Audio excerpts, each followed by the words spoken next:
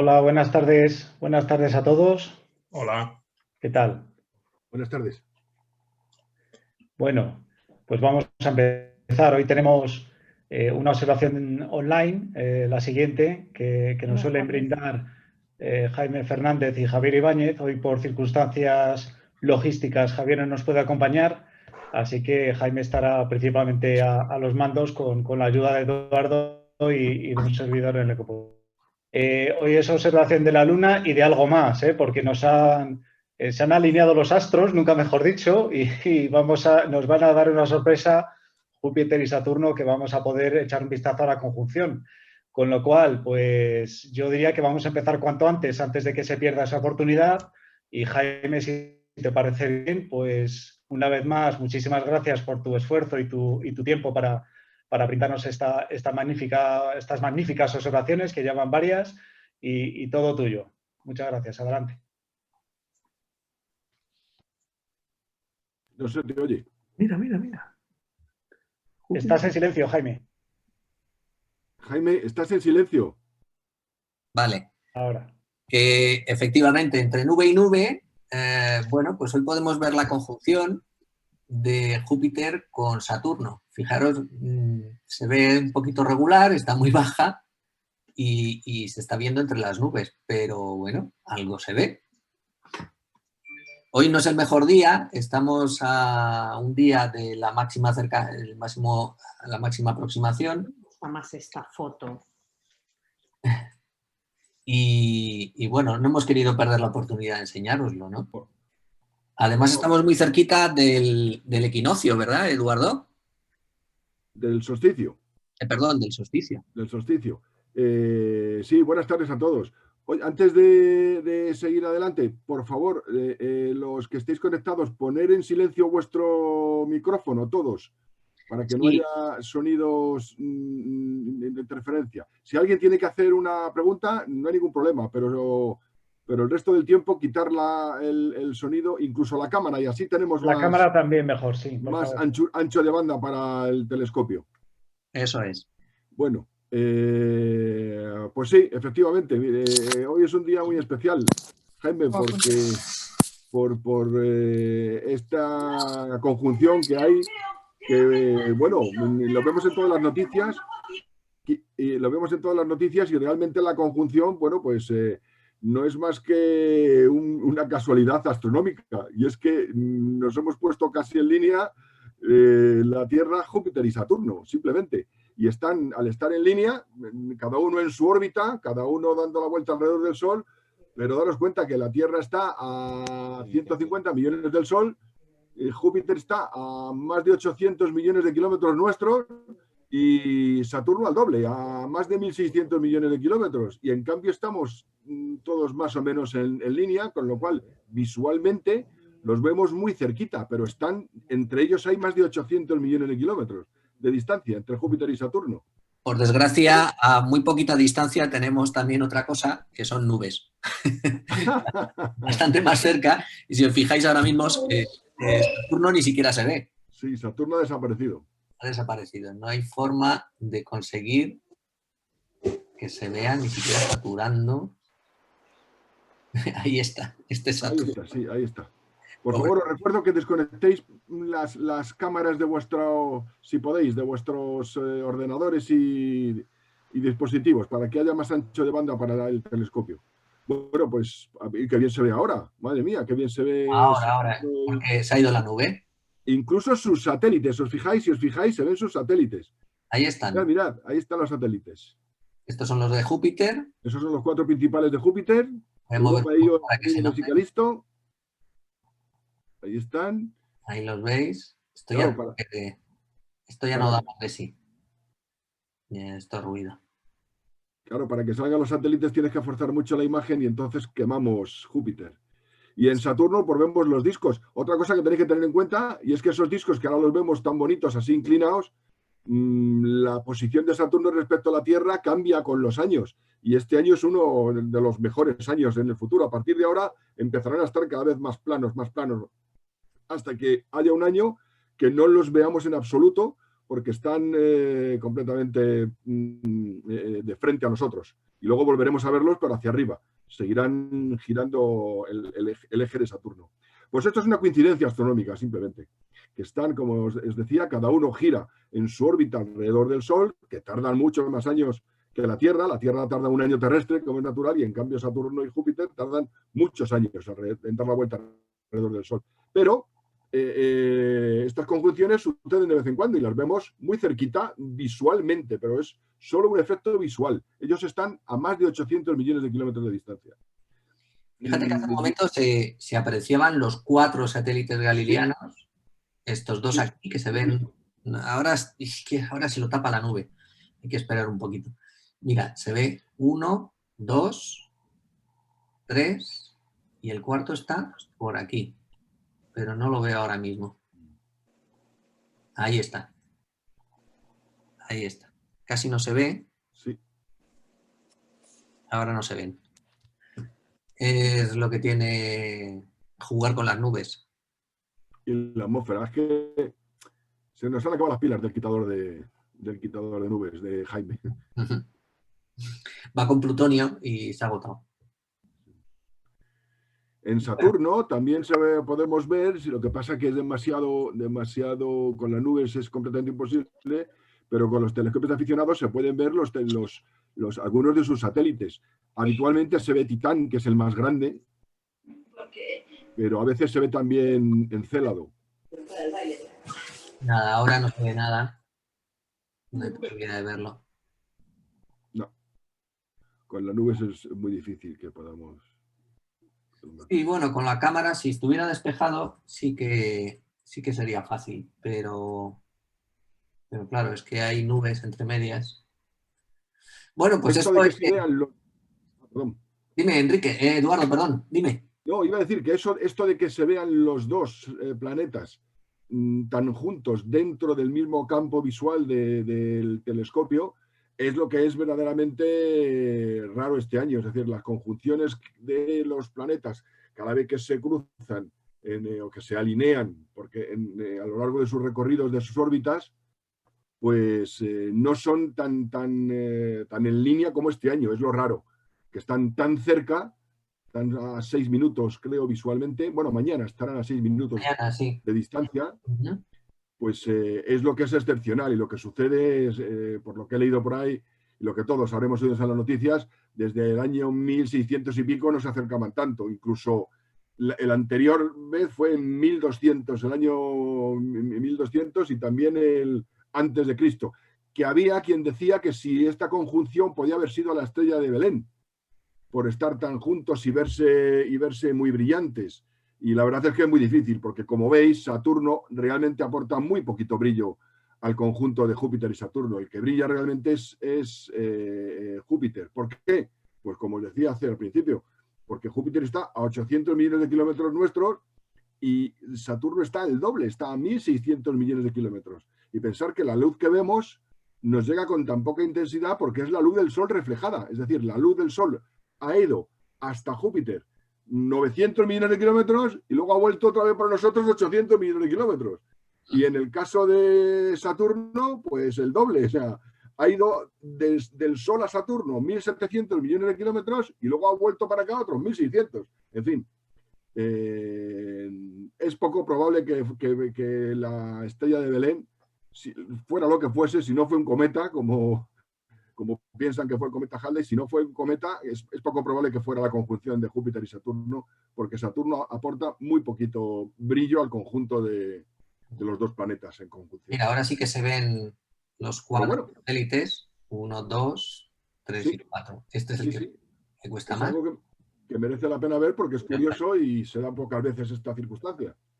Bueno, pues visto esto, que era muy curioso porque coincidía hoy bueno, coincide mañana, realmente es mañana, pero bueno, hoy se ve bastante cerquita y por lo menos hoy lo vemos, ya veremos mañana cómo está el tiempo. Pues comenzamos la sesión de hoy. Mientras buscas la luna... ¿Perdona?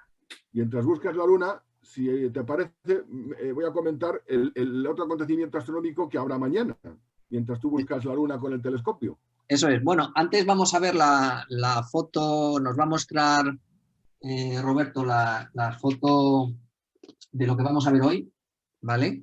Muy bien. El mapa llave y a partir de ahí empezamos muevo el telescopio para observar la luna. Muy bien. Entonces, te tengo que dar control. Bueno, pues esto es un mapa llave de un poco de lo que vamos a ver hoy. Hoy vamos a ver, os recuerdo por favor, si no os importa, quitar los vídeos para no consumir ancho de banda. Yo también lo voy a quitar ahora en cuanto empecemos y poner los mutes, claro. Voy a quitar el vídeo.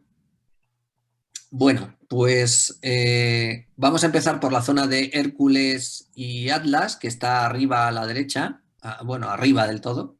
Hércules y Atlas, pasaremos a Burg, iremos bajando un poquito al cráter Posidonius, pasaremos a Le Monnier, una zona muy, muy interesante.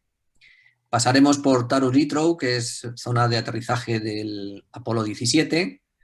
Podemos ver Plinius. Vamos a ver también un objeto que también hemos comentado de última hora, que incluíamos aquí, que era Torricelli, que está un poquito más abajo. A partir de ahí bajaremos a la zona del Mar Nectaris y veremos, pues, a ver si podemos ver el Vallis Capella, que es un cráter muy interesante, con una grieta que lo atraviesa de extremo a extremo. Y veremos la triada de Theophilus, Cyrillus y Caterina, junto con Nectaris, Francastorium, que es un cráter también muy interesante, y la zona de los Montes Pirineos.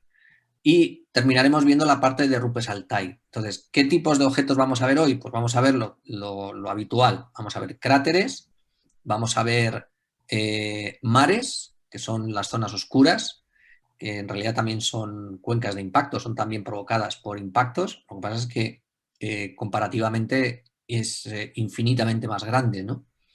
Veremos también rimas, veremos grietas dentro de la superficie de la Luna, pueden estar formadas habitualmente por efectos volcánicos o por efectos tectónicos.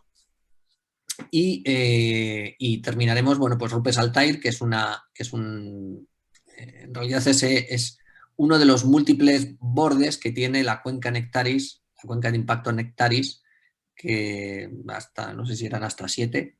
Eduardo probablemente se acuerda mejor que yo de todas las que hay. Él nos comentará. Entonces, voy a pasar el telescopio a la Luna, que estábamos observando ahora, que ahora precisamente se ha nublado y no se ven ni Júpiter ni Saturno. Y Eduardo os va a contar también qué es lo que vamos a ver mañana, que también es otra casualidad, ¿no?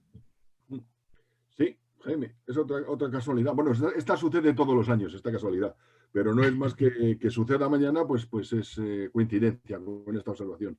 Mañana tenemos el solsticio de invierno, solsticio de diciembre, que sucede todos los años. Hay 2 solsticios, el de verano y el de invierno.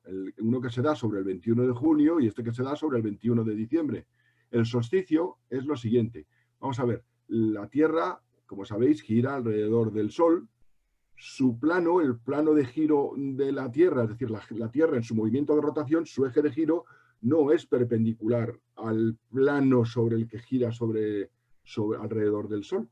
Entonces, ese giro, ese eje está inclinado a 23 grados. Y eso hace que el Sol no lo veamos siempre con la misma altura. Nosotros vemos todos los días el Sol salir por el este, subir y luego bajar y ponerse por el oeste. Pero la altura que coge todos los días no es la misma.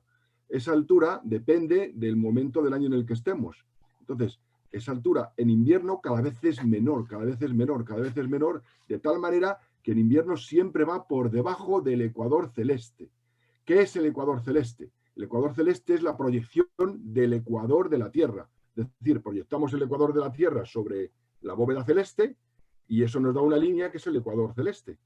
Nosotros giramos alrededor del Sol, vemos el Sol salir por el este, subir, bajar y ponerse por el oeste y dibuja una línea en el cielo también. Esa línea le llamamos eclíptica. Pues bien, la eclíptica en invierno va por debajo del ecuador celeste. Según va pasando el invierno, cuando el momento en el que más bajo va, es decir, en el que menos sube el Sol, es justo mañana, en el solsticio de diciembre, el solsticio de invierno. Mañana empieza astronómicamente el invierno en el hemisferio norte y el verano en el hemisferio sur. A partir de mañana el Sol subirá cada vez un poquito más cada día, un poquito más cada día. Llega un momento en el que llega hasta el ecuador celeste, es decir, hasta la proyección del ecuador de la Tierra en la bóveda celeste. En ese momento es cuando empieza la primavera. Es el equinoccio. Pasamos del invierno a la primavera. Sigue subiendo, sigue subiendo, sigue subiendo y llega un momento en el que alcanza la altura máxima por encima del ecuador celeste. Ese momento será el 21 de junio y ese es el solsticio de verano. Y ahí vuelve a empezar el ciclo. Cada vez sube, pero cada vez sube menos, cada vez sube menos, cada vez sube menos. Hay un momento en el que sube justo hasta el ecuador, que es el equinoccio de otoño, cuando termina el verano y empieza el otoño. Será sobre septiembre, sobre el 21 de septiembre, 20, 21, 22, depende cada año. A partir de ahí sigue bajando, sigue bajando, sigue bajando, hasta el punto de mínima subida, que volverá a ser el 21 de diciembre del año siguiente, que es mañana. Entonces, mañana es el solsticio de invierno y empieza el invierno en el hemisferio norte y el verano en el hemisferio sur. Ya tengo la luna. Meses... Sí, perdón. No, que ya tengo la luna. Vale. Se está nublando un poco. Pues bueno, pues yo ya he terminado de explicar lo que era el solsticio de mañana. Sí, termina. No, ya he terminado. Pues vale, voy a... si me das control para poder compartir la pantalla. Adelante. Vamos a ver. Aquí la tenemos. Muy bien. Bueno, pues ahora mismo se está nublando. Fijaros las nubes cómo pasan. Bueno, estas son las cosas del directo. Bueno, da un efecto curioso. Sí, sí, pero es una pena porque la calidad de la imagen pues no tiene nada que ver. Bueno, pues empezamos con la descripción de hoy. El primer cráter que queremos, o el primer objeto que queremos ver es este, se llama el cráter Atlas, es un cráter que tiene 86 kilómetros de diámetro, más o menos como la distancia de Madrid a Toledo. Esto sería Madrid, esto sería Toledo. Tiene una pared interna ligeramente derrumbada. Mira, ¿ves? Tengo que estar aquí jugando con el contraste porque va variando según aparecen las nubes. Está la pared interna parcialmente derrumbada, algo afilada, y sobre todo lo más interesante es que tiene un conjunto de fisuras generadas fundamentalmente por vulcanismo que se llaman las rimas Atlas. Cruzan todo el cráter en forma de Y y bueno, pues podemos ver algunas fotos que nos van a mostrar ahora de detalle pues bastante mejor de lo que vemos hoy en el telescopio, por desgracia, pues porque, bueno, pues porque están estas nubecitas por aquí, ¿no? Además hay un conjunto de cráteres dentro, que se va a la imagen. Hay un conjunto de cráteres dentro, cráteres de halo, que son probablemente de halo oscuro, son cráteres con algunas formaciones oscuras a su alrededor, probablemente debido a erupciones volcánicas alrededor de estos cráteres. Y además, bueno, pues hay una serie de colinas en el centro, en fin. Vamos a ver un poco más de detalle en las imágenes de la LRO. Tienes control, ¿verdad, Roberto? Sí, ¿las comparto ya? Sí. Vale. Enséñanos Atlas. Esas grietas que dice Jaime parecen la pata de un pollo, porque forman una Y. ¿Las veis? Ahí están. La foto de arriba es Atlas. La imagen de arriba, sí. Y como decía Jaime, son de origen volcánico, pero no por una erupción, sino porque son como tubos de lava derrumbados. Seguro que muchos de vosotros habéis estado alguna vez en Canarias, habéis visto los tubos de lava, los jameos del agua. Pues esto es algo parecido. Hay un tipo de lava, la lava en la Luna, el tipo principal de lava que hay era una lava muy, muy, muy fluida y fluía con mucha velocidad formando tubos de lava, que después esos tubos de lava se enfriaba la corteza de arriba, la costra, y la lava fluía por debajo. Pero cuando tan rápido fluía que llegaba a vaciarse el tubo después.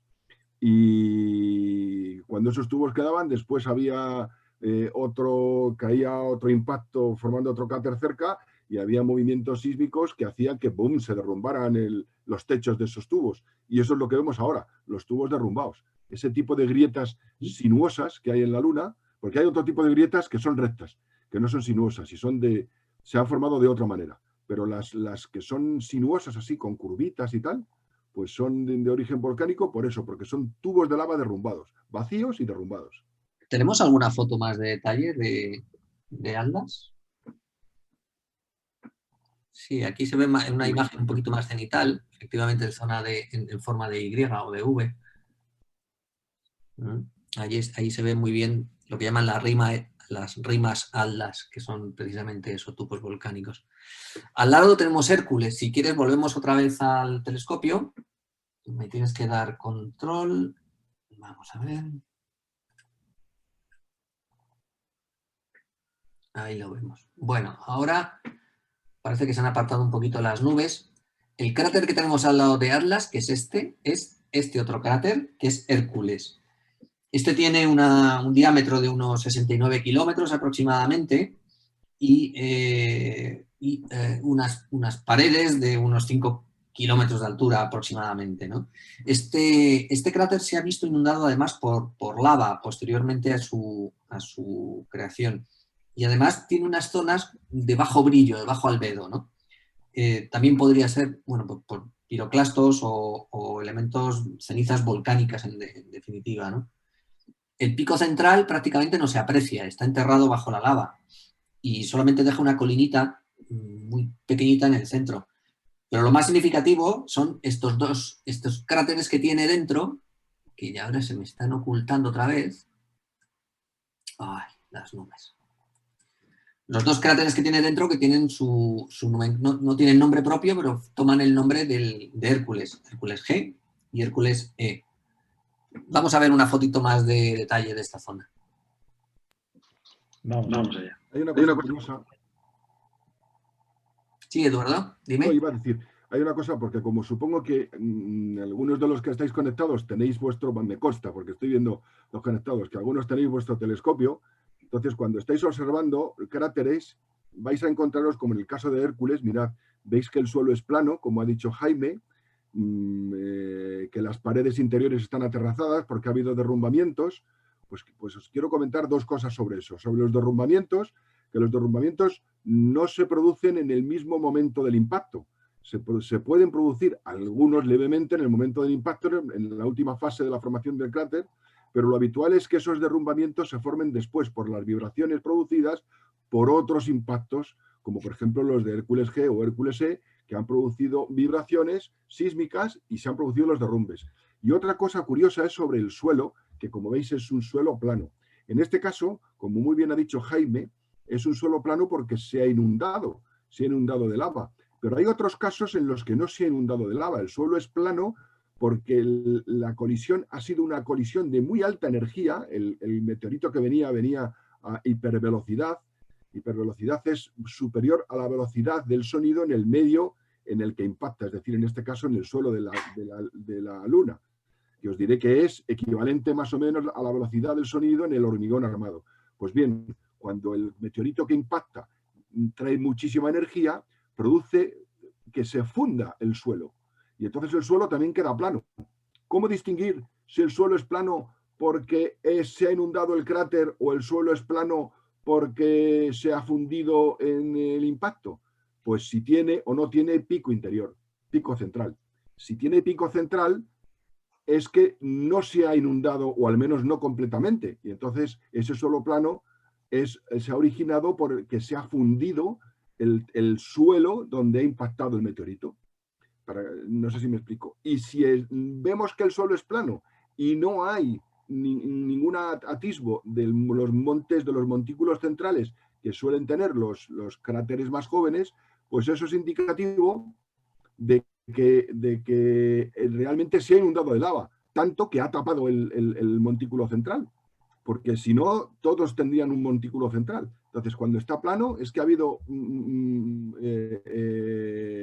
si hay montículo central, está plano porque se ha fundido, son los suelos fundidos. Y si está plano y no hay picos centrales, suele ser porque se ha inundado de lava, como ha dicho Jaime, y ha tapado, la lava ha subido más de 1000 metros, más de 2000 en algunos cráteres, y ha tapado completamente el pico central.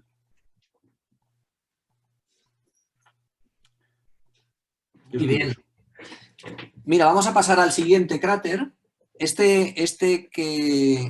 Perdón, este no. Sigue siendo Hércules. Este es Hércules. Vamos a pasar a ver el siguiente cráter. El siguiente cráter es Burg. Si quieres, vemos el telescopio ahora. Vamos a ver. Aquí lo tenemos. Muy bien. Se ve. Además, ahora veis que, bueno, pues las nubes nos han dejado un poquito de... Vale, si antes hablo. Bueno, Burg es este cráter que hay aquí. Se encuentra, es un cráter pequeñito, ya de 40 kilómetros. Acordaros que estos eran como 96, 69, estos son casi 90. Estos son 40 kilómetros con un par de kilómetros casi de profundidad y se encuentra dentro de los restos de un cráter mayor, que es este que hay aquí, que está muy degradado, es bastante antiguo, que es el Lacus Mortis. Se considera, bueno, tiene el nombre de mar o de lago, en este caso, al ser un poquito más pequeño, ¿no? Es prácticamente circular y tiene poco desgaste. Digamos que es relativamente moderno. Se considera que es de la época del cráter Copérnico, de copernicano, ¿no? Tiene algunos sistemas de rayos que aquí no se aprecian, de eyecta radial, que también lo hace que sea, digamos que representativo de la época copernicana, ¿no? Es un tipo de cráter bastante característico en ese sentido. Hay una serie de grietas al oeste que forman lo que llaman las rimas Burg, que se extienden pues, aproximadamente unos 100 kilómetros de largo. Tenemos alguna foto, mira, aquí tenéis, se ve un poquito. Ay, es que las nubes no nos dejan ver gran cosa hoy. Pero bueno, se aprecia un poco una de las rimas, la rima Burg, precisamente. No sé si Eduardo, perdón, ¿nos puedes La foto la comparto yo. Voy. ¿Sí? Pues sí, la ahí rima. se ven las rimas. Eso es. Mirad, la rima Burg, si os dais cuenta, no se parece a las rimas que había, a las grietas que había dentro de Atlas. Esta es mucho más rectilínea. Si os fijáis, es como ancha y plana, y eso es porque es una grieta de otro tipo, es una grieta de origen tectónico. Esa grieta se ha formado, y además estas grietas de origen tectónico casi siempre son radiales a algún gran impacto. En este caso es radial al impacto de Mare Imbrium. Entonces son movimientos sísmicos de tipo de fallas tectónicas. Por la forma que tiene la rima Burg, si os dais cuenta, que es ancha y tiene dos líneas en paralelo, realmente son dos fallas tectónicas, como las que hay en la Tierra, paralelas, que se abren y dejan caer el centro del terreno entre las dos fallas. Eso es lo que se forma, lo que se llama graben en geología, y eso es lo que es esa rima que estamos viendo, la rima Burg. En cuanto al cráter, si os dais cuenta, pues es un cráter que tiene alrededor, en la foto se ven bien estas fotos que naturalmente están tomadas por la LRO, por una sonda orbitando alrededor de la Luna. Desde aquí no se pueden sacar esas fotos, pero si os dais cuenta tiene toda la zona de yetas alrededor y el borde está muy, muy fino, no se ha deteriorado. Ha habido derrumbamiento de terrazas por los movimientos sísmicos que os decía y el fondo plano.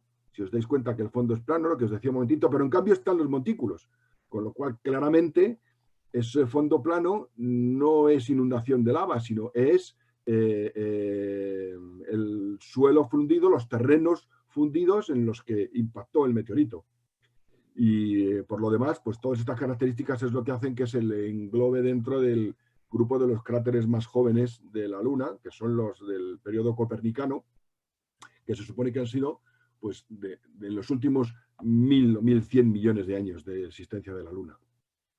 Muy bien, pues vamos a acercarnos a otro cráter muy, muy interesante.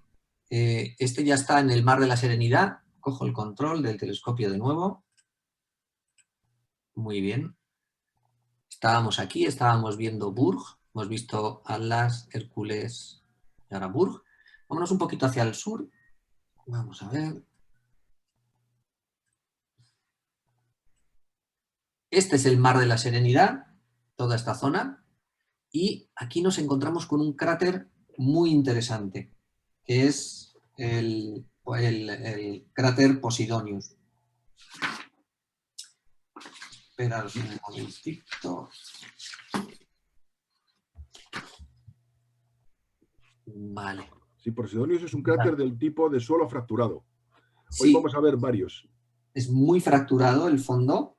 Y debajo tenemos una zona también muy, muy interesante que es Le Monnier. Es esta especie de bahía, que es un cráter abierto por un lado al mar contiguo, y además es una zona muy interesante porque es una zona de aterrizaje de una de las sondas en el año 74, el Luna 21.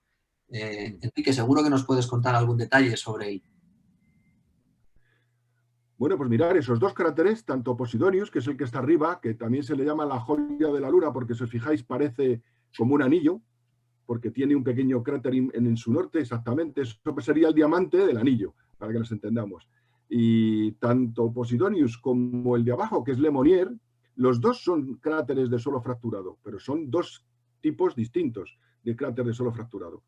Se les llama así, pues, evidentemente porque solo se ha fracturado. Pero ¿por qué son distintos si los dos son de suelo fracturado? Mirad, el de arriba, Posidonius, si os fijáis, bueno, y a la izquierda vemos una grieta, perdón, una grieta, una dorsa, esa línea, exactamente, esa línea que está marcando Jaime, es una dorsa. Y Esas quedan dorsas que bien se forman marcadas, gracias a lo rasante que está dando la luz del sol en este momento, porque estas dorsas tienen muy poquita altura. Sí. Sí, sí. Esa dorsa se llama dorsa Smirnov, o también se la llama la dorsa serpentina, por su forma así, que parece una culebra. Esas dorsas, antes de hablar de los cráteres, voy a comentar que esas dorsas se forman, los mares de lava no se forman por una sola colada. Sin embargo, esas dorsas no son el límite de una colada. Lo que se supone que hay debajo de esas dorsas son dos cosas. Primero, unas dorsas de este tipo se forman cuando, como las natillas, cuando las dejas fuera del frigorífico y pasan los días, va disminuyendo su volumen y se forman arrugas por encima. Pues esas son las dorsas que se forman. Estas dorsas se forman cuando se enfría la lava, las coladas de lava, y se forman esas arrugas en su superficie. Sin embargo, las dorsas como esta, dorsa Smirnov, que son paralelas al borde, que son casi circulares, paralelas al borde de un mar, se piensa que lo que están marcando es uno de los anillos de la cuenca del impacto que formó la oquedad de ese mare.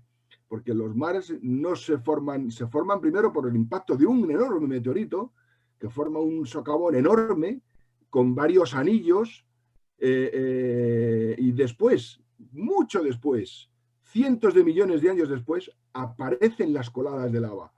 Sería para otro día explicar por qué aparece con tanto retardo, pero es así. Los geólogos, los planetarios, actualmente piensan que es así, que esas coladas de lava, que son varias y que son sucesivas, aparecen cientos de millones de años después. Pues las dorsas, que son paralelas al borde de los mares, se piensa que lo que están marcando es dónde hay debajo uno de esos anillos que se formaron cuando se formó el impacto que formó la cuenca de impacto que hay debajo del mar.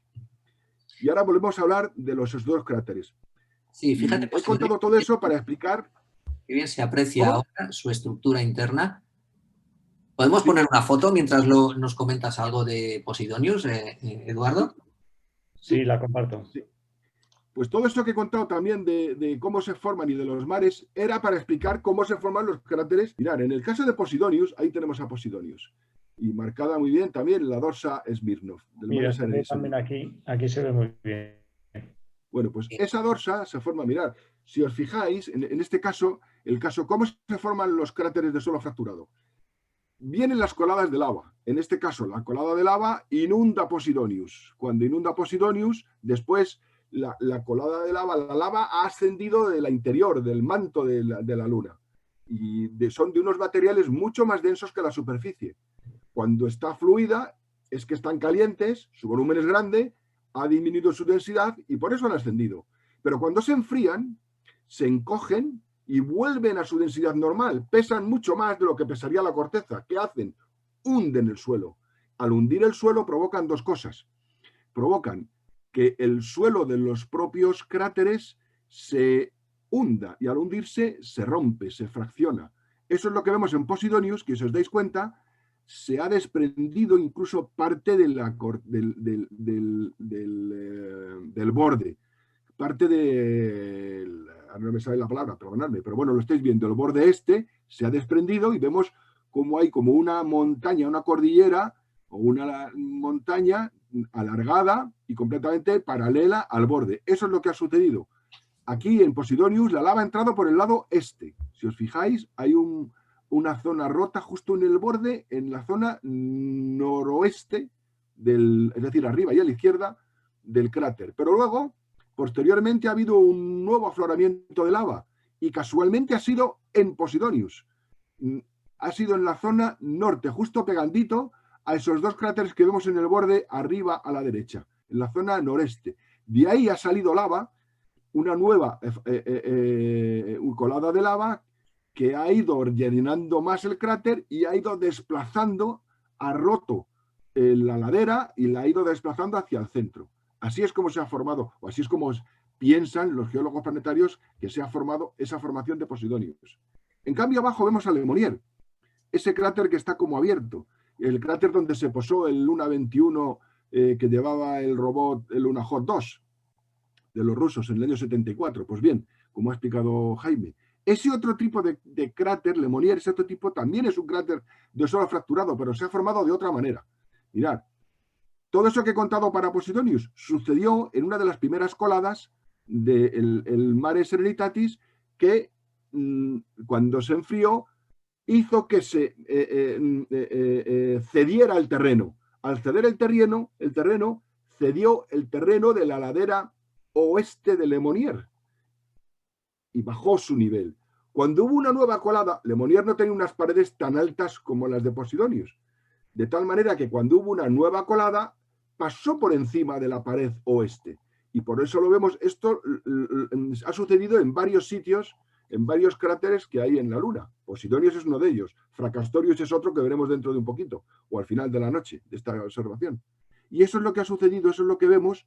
Este tipo de cráter que parece un cráter de media luna o un cráter abierto, no es que sea abierto, es que las primeras coladas, con su peso, cuando se enfriaron, hundieron el terreno. Y lo hundieron de tal manera que Le Monnier, en lugar de partirse, que hay algún cráter donde directamente se parte el cráter, en este caso, en lugar de partirse, cedió el terreno, se inclinó. Cuando llegó la siguiente colada, lo inundó y la pared del lado oeste desapareció por completo. Así es como se ha formado Le Monnier, o como se cree que se ha formado Le Monnier.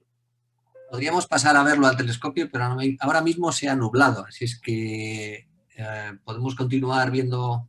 Creo que tenemos una imagen de Le Monnier también. Esas atlas. Esos atlas.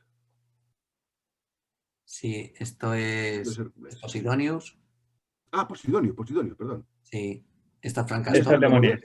Esto está bastante más al sur. Ah, esto es Le Monnier, esto es. Esto es Le Monnier. Esto ¿Lo veis? Todavía queda en el lado oeste, queda eso que os decía, esa dorsa, una dorsa, si os dais cuenta, pero en este caso esa dorsa sucede como os he dicho antes de la dorsa Smirnov. Nos está marcando que debajo hay una elevación por encima de la cual pasó la lava. Esa elevación era la pared oeste de Le Monnier. Aquí en esta zona fue donde aterrizó efectivamente el Luna 21, ¿sí?, con el robot Lunokhod 2. Creo que tenemos alguna foto también para poder mostrarlo. Pero es una foto de estudio, por lo que he visto yo antes. Ahora os diré por qué digo que es una foto de estudio. Sí, puede ser, efectivamente. Hay varias, hay varias. Por ejemplo, esa que hay ahí, en la número 13. Este es el esquema, lo que es el aterrizador por un lado y encima esa especie de olla con el robot, con el Lunokhod 2. O sea, estamos hablando del año 74, es decir, la tecnología robótica o a distancia, pues os podéis imaginar en qué estado se encontraba, ¿no? Pero pues aún así consiguieron recorrer una buena distancia con este rover. Pero la Luna no estaba así. Toda esa distancia fueron como 37 kilómetros en 10 días, ¿eh? No está nada mal. No, 10 meses. Perdón, 10 meses. 10 meses y medio. Tomó como 80.000 fotografías, en fin, fue todo un logro, ¿no? Estamos hablando, fijaros, en el año 74, un par de años después de la misión Apolo 17, que fue un poquito más al sur. Os decía que eso es una foto de estudio porque en la Luna realmente el robot no estaba así, estaba completamente tapado con una protección que llevaba textil para que no tuviera los impactos y para que no, con lo cual no estaba el metal al aire, para que nos entendamos. Y eso está en la posición de reposo. Cuando se baja, si os dais cuenta, arriba tiene como una tapa, era redondo, tiene una tapa, esa tapa se abría cuando estaba en funcionamiento. Esa tapa se abría, ahí estaban los paneles solares y además hacía de antena, de emisión. Entonces iba recorriendo, iba haciendo lo que tenía que hacer. Cuando llegaba la noche en la Luna, os recuerdo que en la Luna las noches y los días duran 14 días y medio cada uno, mire, seguidos. En cada punto de la Luna, durante 14 días y medio. No hay sol, está la noche solar, que es muy fría, por eso llevaba generadores atómicos, para soportar las temperaturas, para que no se estropeara la electrónica con las temperaturas tan bajas que hay cuando no da el sol en la Luna. Entonces, cuando llegaba la noche solar, se cerraba esa tapa durante esos 10 meses, pues 14 días de cada mes, la tapa se cerraba y el Lunokhod, el robot, se quedaba esperando, procesando fotos y esperando a que llegara el sol otra vez. Cuando llegaba el sol durante 14 días, se abría la tapa. Voy a compartir el telescopio, porque ahora se ha despejado un poquito. Pues venga. Mientras nos sigues comentando. Bueno, pues eso, que cuando llegaba el sol, la tapa se abría y funcionaban los paneles solares. Mirad, ahí sucedió. Eso es lo bonito. Antes. Esta es la zona de Le Monnier. Sí. Y por la zona sur es por donde estuvo el Luna. Sí. Nos estaban comentando por el chat que la fecha correcta, yo no lo sé, nos dice que la fecha correcta de aterrizaje del Lunokhod 2 es incorrecta, que aterrizó el 15 de enero del 73, porque además coincide con el nacimiento de Julio Rodríguez. Me ha aparecido en Wikipedia y en otra, pero sí, lo pongo no lo sé seguro, pero me ha llamado la atención. Entonces, como estáis hablando del 74, parece ser que lo lanzaron el 8 de enero, sí, y tomó tierra el 15, que fue el día ¿De qué año? Del 73. Pues tendré que mirar el dato. Yo tengo aquí el 74, pero no sé la fuente realmente. Le voy a decir una cosa por otra. Las del Apolo me las sé, las de los rusos no. Pues mira, las del Apolo podemos ir un poquito más abajo, a la zona donde aterrizó el Apolo 17, en la zona de Taurus, ¿no? Que está... Ahí, por ahí, justo por ahí. ¿Vale? Esta zona de aquí... Sí, pues eso fue en diciembre del 72. Eso es, en diciembre del 72. Entre el 11 y el 15, ¿no? Que fue cuando llegó, el 19 fue cuando regresó. ¿Qué más tiempo estuvo? Sí, además, de hecho, marcó un montón de récords, ¿no? Hizo 75 órbitas, 22 horas de actividades extravehiculares, batió un montón de récords en cuanto al aterrizaje más largo en la Luna, las actividades más largas, en fin, un montón de récords que marcaron, además, siendo la última y siendo la única en la que científicos estuvieron en la superficie de la Luna, en este caso geólogos. El geólogo Smith. Exacto. Tenemos algunas fotos, ahora que se está volviendo a nublar, tenemos algunas fotos del... Hicieron hallazgos muy interesantes. Mira, voy a proyectar alguna foto.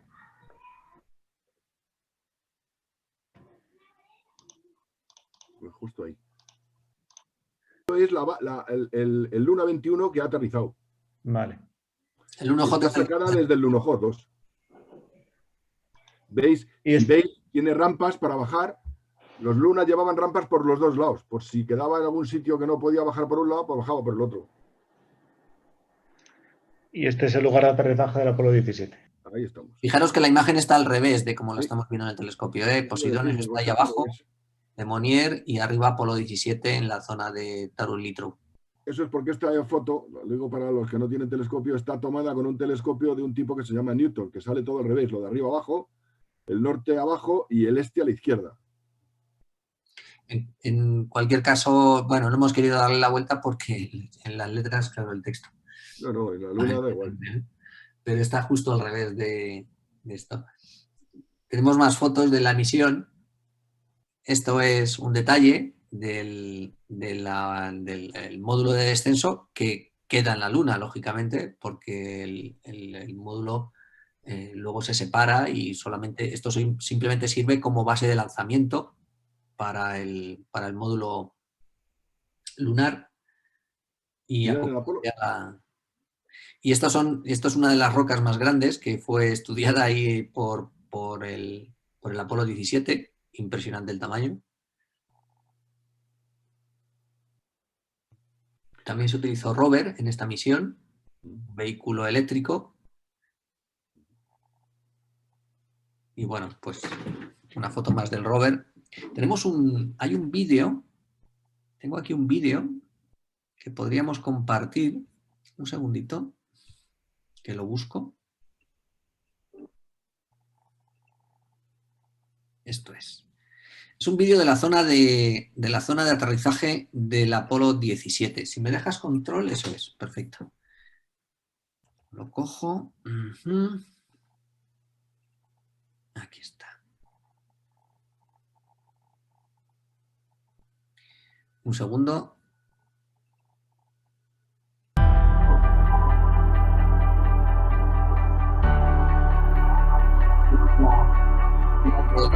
El descargue de Lincoln es toda esta especie de dorsa.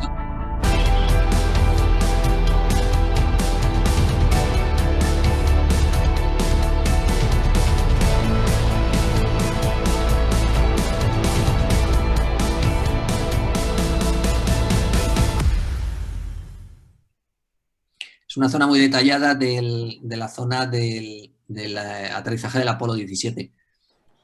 Aquí vemos imágenes del L-Rock justo donde se ve la zona, las patas de descenso del Challenger.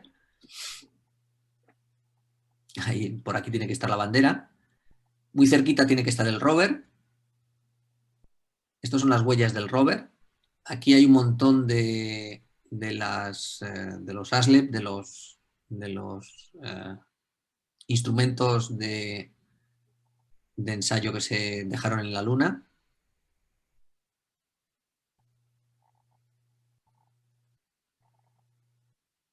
El SEP. Aquí hay algo más, ¿verdad? El rover, ahí lo dejaron aparcado.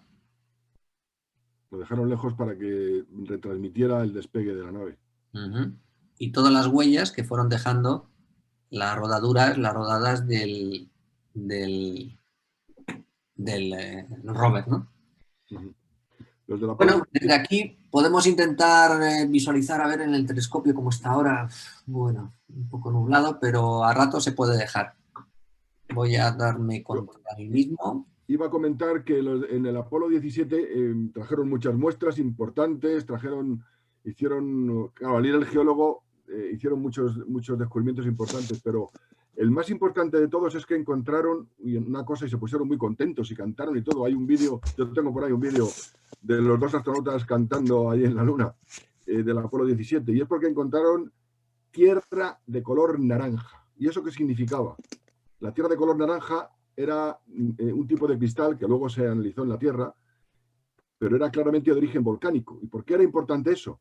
Mirar, entre los geólogos hubo durante muchísimos años, bueno, decenas de años, una gran controversia sobre si en la Luna había vulcanismo o no había vulcanismo. Durante mucho tiempo, hasta que llegaron los viajes a Apolo y trajeron muestras, los geólogos se dividían en dos grupos.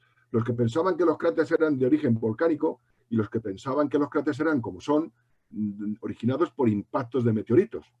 Entonces, la controversia terminó cuando los primeros Apolo empezaron a traer muestras y vieron que casi todas las muestras, por no decir todas las muestras que traían, eran rocas que se originaban por impactos, eran brechas de impacto. Entonces, durante un momento se dudó, entonces no hay nada de vulcanismo en la Luna. Pues el que el Apolo 17 encontrara y trajera esa tierra de color naranja fue crucial porque eso demostró que sí, que además de que los cráteres fueran de origen por impactos de meteoritos, sí había habido fenómenos de vulcanismo, de volcanes y erupciones volcánicas en la Luna, como demostraba la presencia de esas muestras de color naranja que trajeron en el Apolo 17. Pues todo eso ocurrió aquí, en esta zona que estamos viendo ahora en directo. Las nubes nos han dejado un poquito de tregua y en la zona Littrow Taurus. Ahí está, toda esta zona. Muy cerquita tenemos este otro cráter, que es Torricelli, ¿no? No, eso es Plinius. ¿Perdón? Eso es Plinius. Ah, perdón. Es un cráter joven. Claro, es un cráter joven. No sé si llegaremos a ver Torricelli. Torricelli está un poquito más abajo. Es que está más abajo, sí. Y es realmente pequeño. A ver si hay suerte. Mira, por ahí, dale zoom ahí. Aquí lo tenemos. Ahí, eso es Torricelli, si hay suerte. Torricelli es un cráter, mirad, ahí vemos dorsas. Qué bien está la Luna, qué pocas veces se ven las dorsas con esa nitidez que hemos visto. Mirad, Torricelli tiene, ¿lo veis? Las dorsas.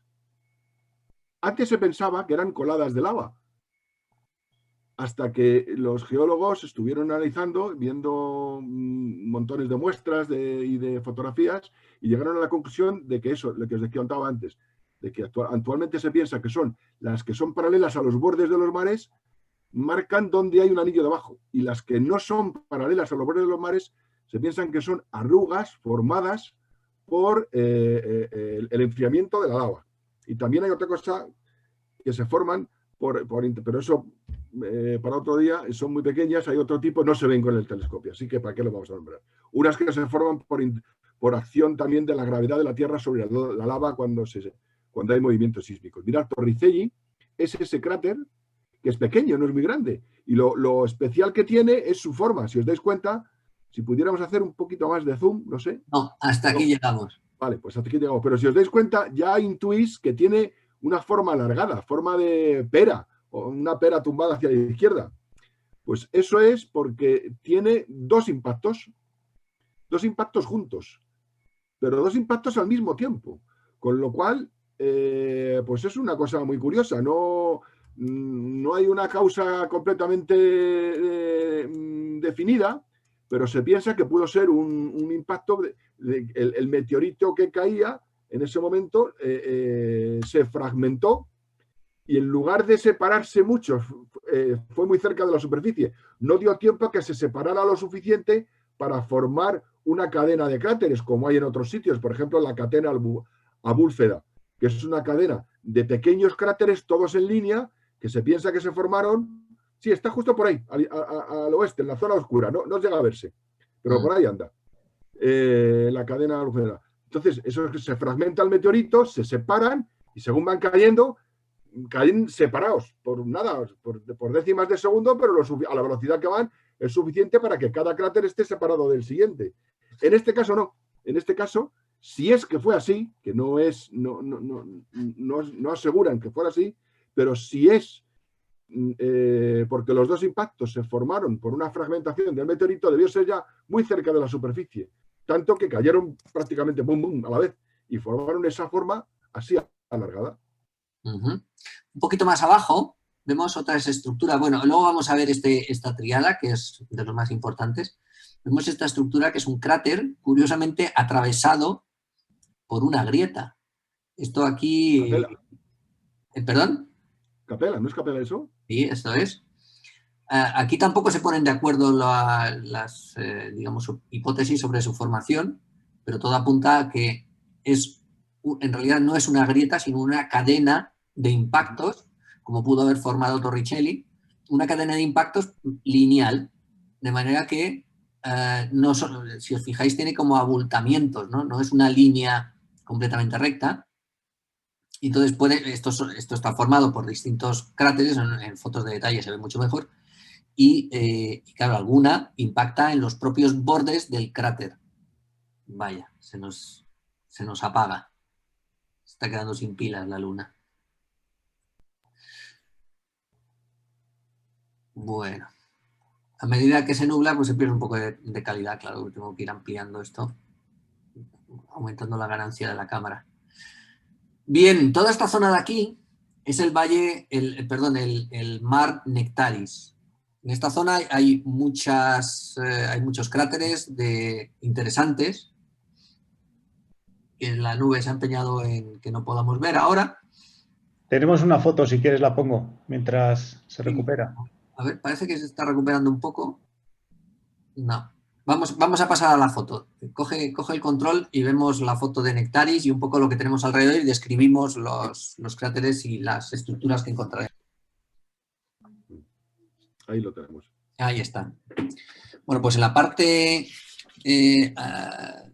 izquierda tenemos la tríada de los tres cráteres Theophilus, Cyrilius, que es el que está... El del medio.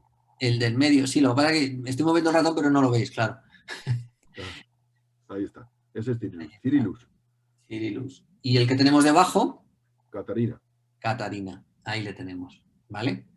Un poquito más en lo que es el borde del mar Nectaris, que es todo este mar que tenemos en primer plano, en la parte de abajo vemos Francastorius. Francastorius es un cráter... No, es el más grande de la derecha, ese. Este es un cráter bastante grande, tiene 124 kilómetros de diámetro y lo único, lo peculiar es que tiene su pared norte inundada y con unas colinas que asoman, vestigios pues, de las montañas centrales, del domo central. Y además parece que hay un domo volcánico en el borde superior. Es muy difícil de ver, incluso en esta imagen, porque los domos tienen una altura muy, muy, muy reducida y realmente ni siquiera en esta foto se aprecia. Ahora mismo en el telescopio se acaba de despejar, o sea que podríamos intentar volver a echarle un vistacillo. ¿Te doy el poder? Eso es.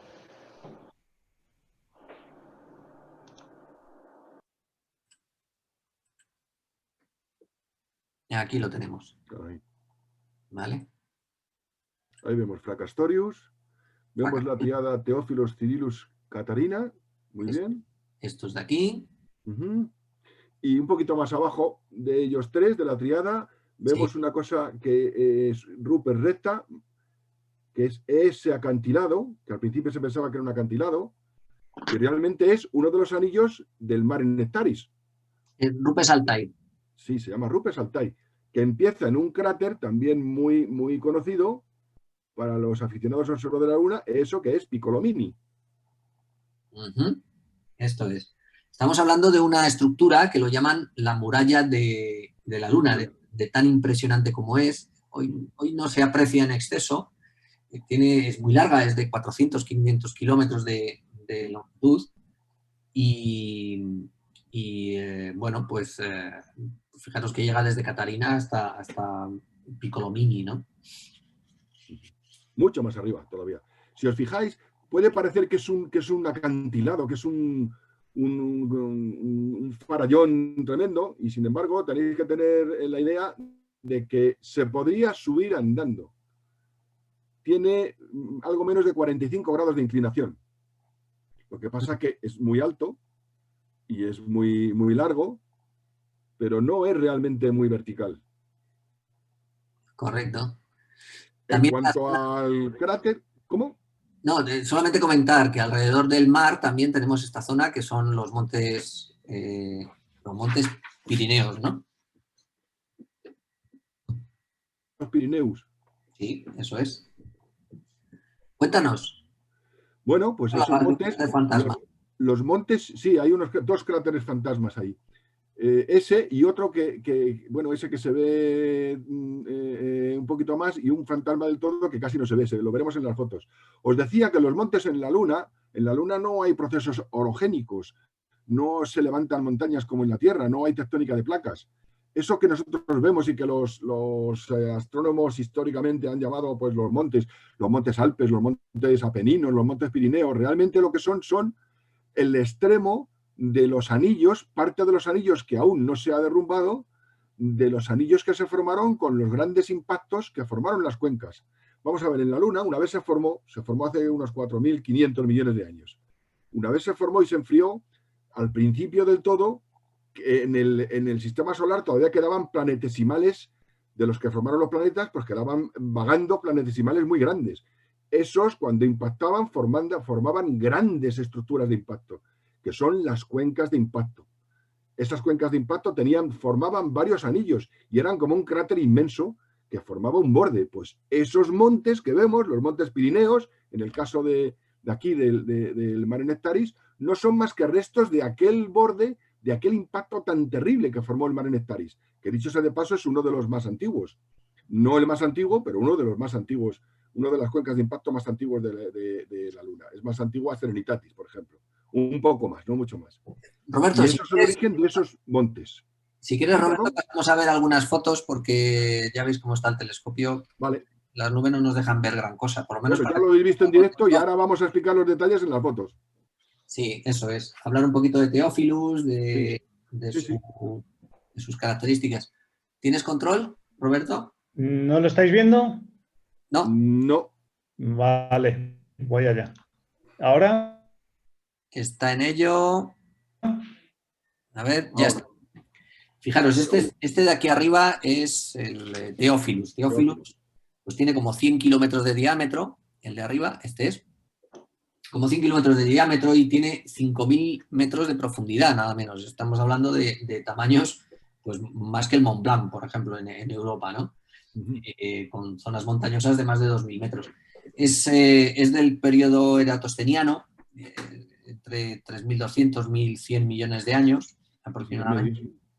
Y lo curioso es cómo aplasta a Cyrillus, con lo cual claramente es más joven, es decir, es posterior. Cyrillus, de hecho, lo veis que está un poquito, es que es el que está ahora justo debajo, el que está un poco más pisado, pues que se ve un poquito más, como más aviejado, ¿no? Como más castigado por las marcas de los impactos, ¿no?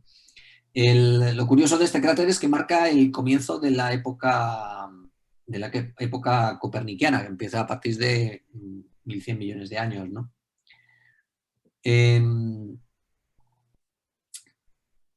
Podemos comentar también...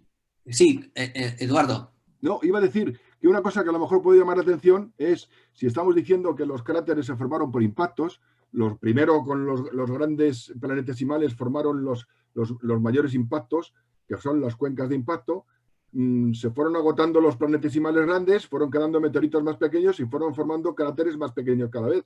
Entonces ya formaron lo que actualmente llamamos cráteres, como es este caso. Pero vemos que tienen montañas centrales. ¿Cómo se formaron esas montañas centrales? Pues mirad, las montañas centrales se formaron, bueno, lo primero, estamos viendo ahí en Theophilus, suelo plano con montañas centrales. Ya sabemos cómo se ha formado ese suelo plano, ¿verdad? Se ha formado porque se ha fundido el terreno del gran impacto que formó Theophilus. ¿Y esas montañas centrales cómo se forman? Pues mirad, se forman de dos maneras. Se forman por rebote del suelo, lo mismo que cuando habéis visto una gota de agua o de leche que cae sobre la leche a cámara lenta y vemos como hay un rebote después, pues ese rebote es el rebote que en los suelos fundidos formaban esas montañas. Eso es un origen, pero además esas montañas también se forman y hubo varios rebotes, por eso hay varios picos, pero esas montañas también se forman porque cuando se produce el impacto hay una cantidad enorme de eyectas, es decir, de material que sale proyectado. Y sale proyectado en todas las direcciones, pero también, como en la gota de agua cuando vemos, o de leche cuando la vemos a cámara lenta, también sale justo en dirección contraria a la vertical. Y poco después vuelve a caer. Y cuando cae, ese material es un material disperso, un material con formas irregulares, forma esas montañas. Así que ese es el origen de los picos centrales de los cráteres, que a veces no son exactamente centrales. ¿Por qué? Porque caen las eyectas que ha habido y no caen exactamente en el mismo sitio, en el mismo centro del cráter, caen un poquito desplazadas. Por eso a veces vemos cráteres con montañas centrales, entre comillas, pero que no están en el mismo centro exacto. Y es por eso. Luego los bordes los vemos aterrazados, como os decía antes, esos aterrazamientos, unos caen porque justo en el momento, o sea, cuando digo en el momento hablo de días después de que ha sido el impacto, por asentamiento del terreno.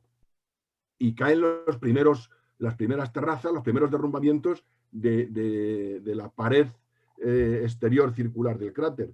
Pero mucho tiempo después, decenas, cientos, miles de años después de que ha sido el impacto, puede volver a haber derrumbamientos por las vibraciones sísmicas de los impactos de otros meteoritos alrededor de ellos.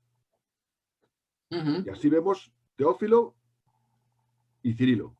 Mira, podemos echar un vistazo también a Fracastorius, una foto de detalle. No vamos a volver al telescopio porque os aseguro que ahora mismo ya no se ve nada. Ahí tenemos Fracastorius, que está al revés. Ahí la abertura realmente está hacia arriba. Exacto, está dado la vuelta. Fijaros en esa grieta también. Que aquí tenemos, en esta foto tenemos el sur abajo, el norte abajo. Correcto, correcto. Fijaros la estructura que tiene. En la parte de abajo debería estar el domo volcánico, no sé exactamente dónde. Se ven algunas zonas así que parecen domos volcánicos, pero yo no sé exactamente identificar dónde es. Mira, el domo volcánico Desde luego ahí hay uno, no sé si habrá más, pero eso yo no lo he visto nunca, no se llega a ver con el telescopio de aficionado, pero justo en el centro ves que hay, hacia abajo, donde está la salida, de lo que sería el norte, Sí. si te das cuenta, hay, desplázala un poquito más, un poquito más, un poquito más. Un poquito más, un poquito más. Ahí, eso es. No, antes. No, te has ido hacia abajo ahora. No sé dónde tienes. No. A ver, mueve un poquito a la derecha. Un poquito más. Abajo, Ahora Roberto, abajo. Abajo. Un poquito abajo, a la a la izquierda. izquierda. Ahí. Eso puede ser, eso es un domo. No sé si habrá más, pero eso es un domo. Sí, lo que pasa es que también puede ser pues cualquier estructura de las que hay alrededor que parecen cráteres y en realidad no lo son. Por ejemplo, a la izquierda de eso y a la izquierda de ese domo, ese montículo y un poquito más arriba, no tan a la izquierda, un poquito más a la derecha y un poquito más abajo. Ahí. Eso también puede ser eso es un domo también. Date cuenta que la sombra está Muy en el lado. pequeñito, sí. Eso no se llega a ver con el telescopio. Esta foto no es de telescopio. No. Esta Hombre, foto es yo te del digo RO. que con mi telescopio en buenas condiciones ves muchas cosas, pero... Lo que yo quiero llamar la atención es sobre esa grieta. ¿Estáis viendo la grieta que hay en el medio que cruza de lado a lado Fracastorius? Sí, eso es. Bueno, esa grieta también es un tubo de lava, pero no es casualidad que esté de esa manera. Eso está indicándonos que debajo también hay una rotura del terreno. Uh-huh. Este tipo de cráter de suelo fracturado se formó de la manera que os decía. Las primeras lavas se enfriaron y hundieron el terreno y lo inclinaron. La siguiente colada lo inundó completamente. Y ese tipo de grieta, que es una grieta, como veis, con muchas curvas, es una grieta del tipo de tubo de lava. No es una grieta tectónica. Uh-huh. Pues esta es la zona de Fracastorius. Hay... Mirad, si os fijáis que en el lado alrededor de Fracastorius, justo junto a la pared, hay otra grieta. Ahí ya no se ve.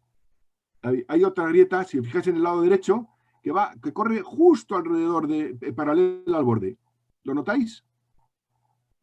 No, por dentro de Fracastorius. Roberto, por dentro. Ahí, esa grieta.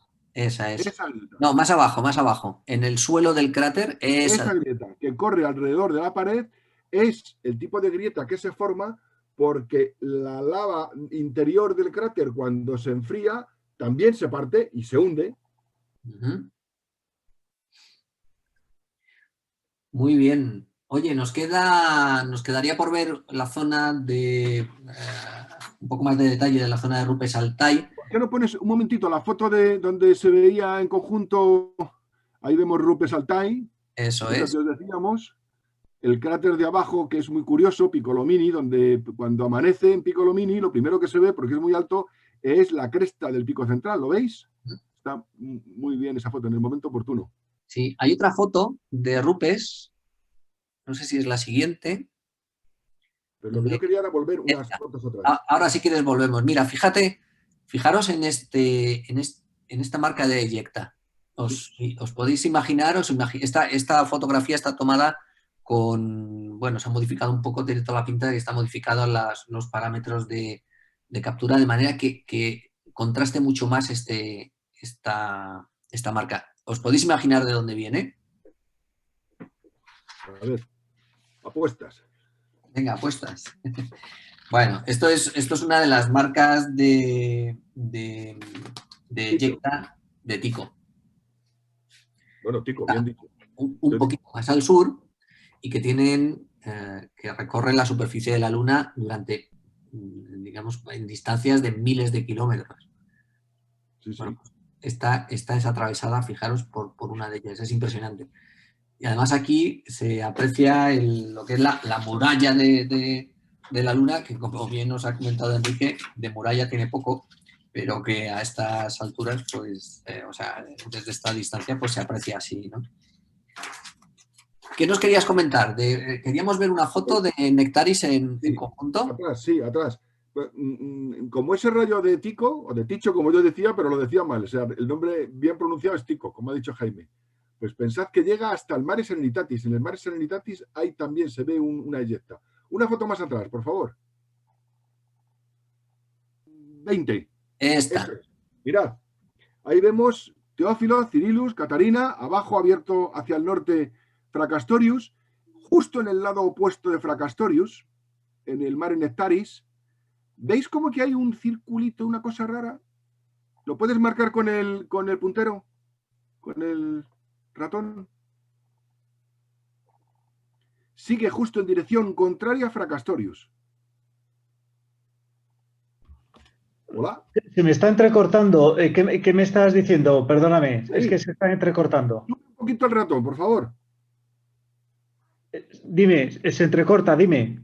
Que subas el ratón un poquitín. Ahí, Ahí. eso es. Eso se llama cráter fantasma. Es Daguerre. Y eso es un cráter, si os dais cuenta, está todo el circulito de un cráter, del borde de un cráter, pero ha sido completamente inundado por la lava, que salió, como os decía, millones de años después. Inundó la cuenca de impacto de Nectaris, formando el Mare Nectaris, porque Nectaris es solo la cuenca de impacto, y ese cráter que se le ha dado el nombre de Daguerre, pues quedó completamente inundado. Y solo queda el bordecito, no el borde del cráter, sino la lava saltando por encima del borde. Al enfriarse, ha quedado ese borde. Y eso nos marca lo que se llama en la Luna un cráter fantasma. Hay varios, no es el único. En De buenas hecho, al lado de Fracastorius hay otro, lo que pasa que es mucho más conspicuo, se le ve mucho más claro. Con buenas condiciones sí que se ve con el telescopio. Sí. Pero Sí. Amaneciendo ahí justo se ve. ahora es imposible, se ha cubierto cada vez más. Bueno, realmente hemos terminado aquí porque la sesión es hasta llegar a esta zona. Con lo cual lo damos aquí por terminado. Ya os digo que el telescopio es una pena, pero bueno, y el día está como está y demasiado que hemos podido observar hoy algo. Agradecer voy a poner el vídeo de nuevo. Agradecer a Eduardo y a Roberto pues la colaboración en esta sesión un poco atípica, ya os digo, porque normalmente la llevamos entre Javier y yo. Pero bueno, si todo lo que haya fallado será culpa nuestra y mira, ahora se acaba de abrir. Se acaba de abrir otra vez. Bueno, muy bien. Esto es la paciencia del astrónomo. Y todos nosotros lo que te damos es las gracias a ti, Jaime, por el esfuerzo que hacéis cada mes. Por desgracia, ya te digo que dependemos tanto de la climatología que pasan estas cosas. Que bueno, mira, ahora mismo la luna se está empezando a ver otra vez y se vuelve a tapar. Nada. Y desde luego gracias a todos los que os habéis conectado. Eso es, daros las gracias a todos y recordaros que el mes que viene tenemos otra sesión. No recuerdo ahora la fecha exacta, pero la publicaremos en breve. La anunciamos en el chat. Cualquier pregunta que tengáis que podamos responder, pues abrid los micrófonos y nos preguntáis ahora lo que queráis. Que sean facilitas. Que sean facilitas. A ver, ¿hay algo aquí en el chat? Nada, no hay ninguna pregunta. Feliz Navidad, nos recuerdan por aquí. Feliz Navidad a todos, claro que sí. Pues ya me habéis llamado Enrique, me habéis llamado Fernando. Venga, alguna pregunta que tengáis. Feliz Navidad a todos también. Y que mañana tengamos suerte para ver la conjunción todos en los telescopios o online. Hay muchas retransmisiones online que lo van a... Sí, de alguna manera o de otra, el que no pueda salir afuera a verlo lo va a poder ver a través de transmisiones. Eso mañana, pasado mañana nos va a tocar a todos la lotería, el día 24 es Nochebuena, en fin, todo lo que nos viene de aquí en adelante son buenas noticias. Así es que... todo lo que se venga son buenas noticias. Sí, señor. Muchísimas gracias, Jaime. Nada, pues daros las gracias a vosotros. Yo ahora me quedo aquí un ratito esperando a ver si todavía puedo ver algo de luna y hacer alguna foto, que me temo que hoy la cosa está un poquito fea. Hemos podido ver la conjunción al principio, por lo menos un ratito. Y nada, pues muchas gracias a todos. Gracias a todos por conectaros y feliz Navidad. Hasta Sí, pronto. sí, estas, muchas gracias. Gracias. Déjame control y ponemos Gracias. Lo tengo. A vosotros. El vídeo de cierre. Dios, muchas gracias.